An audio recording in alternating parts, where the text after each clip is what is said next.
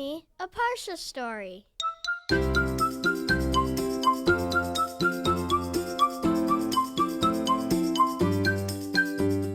Welcome to Parashat House. Happy summer, everyone.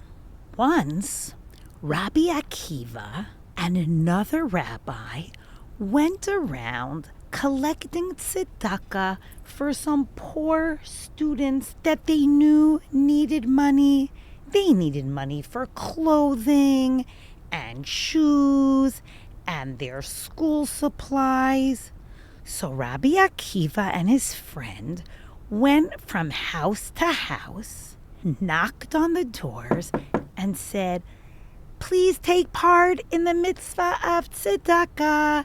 Please give to people who need money. Please give to the poor." And they went from city to city, knocking on the doors to help collect money for these students. When they arrived in one particular city, they first came to the house of a family where the dad's name was Barbukin, and this family was known to have a lot of money. As they were about to knock on the door and make that announcement, "Take part in the mitzvah of tzedakah, please give money to people who need, please give to the poor," they were about to knock and they overheard the man, the father of the house, speaking to his son. And the boy was asking his father, "What kind of vegetables would you like me to buy in the supermarket today? I'm going out to the market." "Please buy us some salad greens," his father answered. "Okay," said his son. "Should I buy the greens that cost a whole coin each, or the less expensive ones that only cost half a coin? Because as you know, children, the more expensive ones are the better quality greens, the better quality vegetables, and the less expensive ones in the market are the lesser quality ones." "Please buy the cheaper ones," the father answered. "They might be slightly dried out, but they're good enough, and you could buy 2 packages for the price of one." Rabbi Akiva and his friend had heard this conversation, and Rabbi Akiva said to his friend, "Why should we ask this man for tzedakah? It seems like he doesn't really like to spend his money. He doesn't even buy fresh vegetables for his own family. Let's go to other people in the city. Maybe on our way home we'll stop here on our way out." And so Rabbi Akiva and his friend left. They went from door to all the other houses in town. They knocked on each door, and they made their announcement even before the door was answered. "Please take part in the mitzvah of tzedakah. Please help students who need some money to buy basics." The townsfolk gave whatever they could afford. Some gave a little more, some gave a little less, but everybody gave what they can in order to help.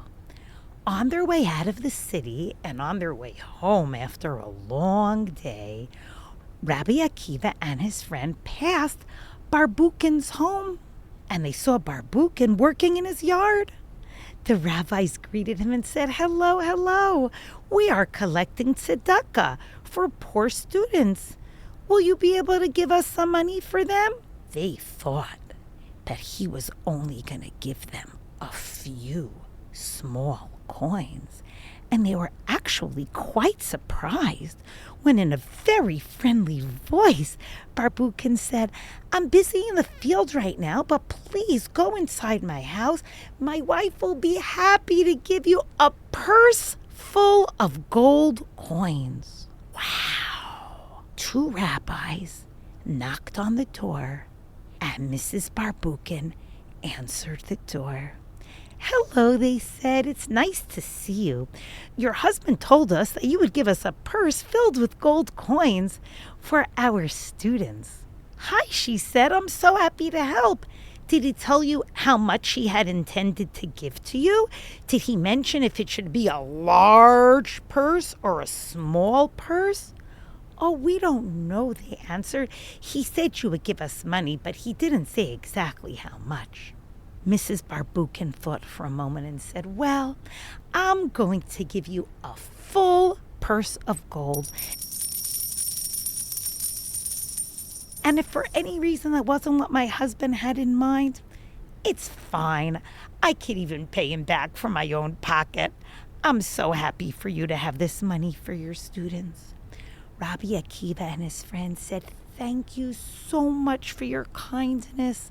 The students are going to be able to have proper food and clothing and supplies now because of your generosity."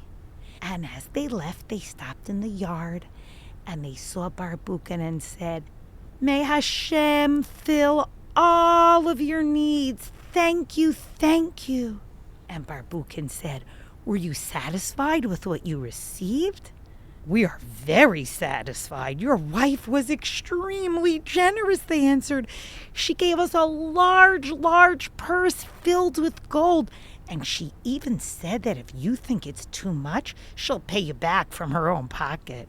Barbukin had a huge smile on his face. "My wife, she is so wise. She knew exactly what I would want to give you. She knew that I intended to give you a big sum of money and gave you a large purse full of gold. I just have one question to ask you, though, dear rabbis. Why did you come to our house last of all in the whole city when you're already on your way home?" Rabbi Akiva and his friend told the truth. "We were actually going to knock on your door first. But when we passed your house, we heard you telling your son to buy cheap, dry vegetables instead of fresh ones. And we thought that if you looked to save money on your own food, you certainly wouldn't give very much money to tzedakah." We were wrong. Barbukin smiled. "I can save on expenses when I'm buying food for myself. Our family doesn't have to eat the most expensive food. We can be just as strong and healthy if we eat simple foods. But I have no right to save money when we are doing a mitzvah, when we're giving tzedakah and helping other people." Rabbi Akiva and his friends were so impressed with what Barbukin said. They gave him a big bracha and said, "May Hashem bless you again and again. You are an extremely charitable and generous person, Barbukin."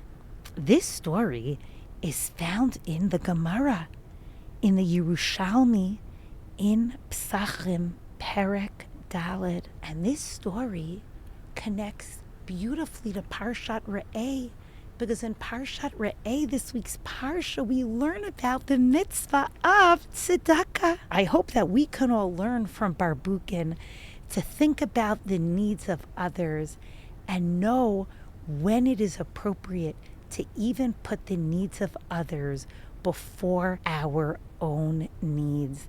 If we can manage with something just fine and give the extra to make sure that somebody who has nothing has something, wow, what a great way to live and to be and to think about how to help other people. I hope that our efforts to be generous and thoughtful and giving will serve as a zechut for our nation, for Am Yisrael, and for our beloved family and soldiers in Eretz Yisrael. Shabbat Shalom to everybody.